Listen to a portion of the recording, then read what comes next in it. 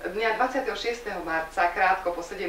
hodine, keď sme nakrúcali breznianske videonoviny, nečakane sa vo dverách ukázal chodec a reportér Juraj Puci, ktorý v roku 1968 a 1973 navštívil nášho redaktora Daniela Rakitu, vtedy ešte ako vedúceho mládežníckeho M-klubu.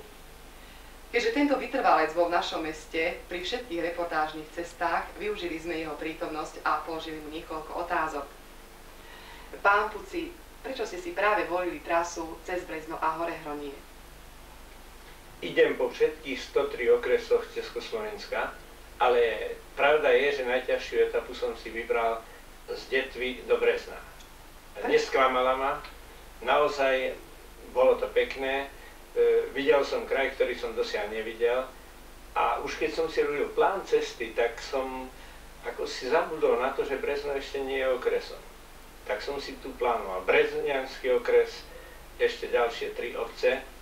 Som rád, že sa môžem vracieť na tie isté mestá a toto turné, ktoré bude 11 mesiacov a 11 dní po všetkých oblastiach, najprv Slovenska do 18.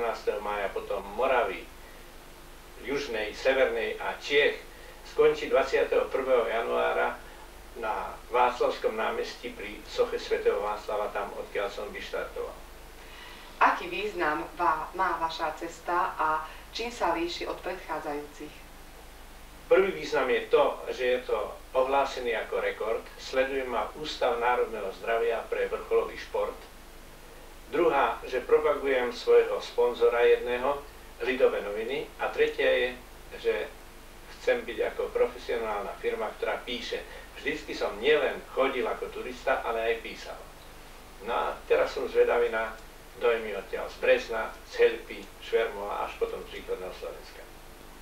Vráťme sa trochu do minulosti a pripomeňme si roky 1968 a 1973. Áno, v roku 1968 som mal to šťastie, že som mohol chodiť 10 000 kilometrov pre mladý svet. Bolo to všetko náhoda a objavil som vtedy prvý raz Brezno a Dana Rakitu. Ktorého tu zároveň dnes vítam medzi nami, je to aj náš redaktor, ktorého som spomínala.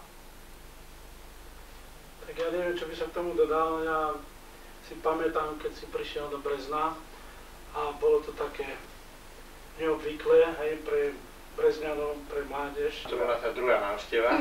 A dali sme sa odfotografovať ešte pred Mostarenským žeriavom. Viete, tá pamiatka, akože na kameru, to je vidno. A dokonca si v brožúrke taký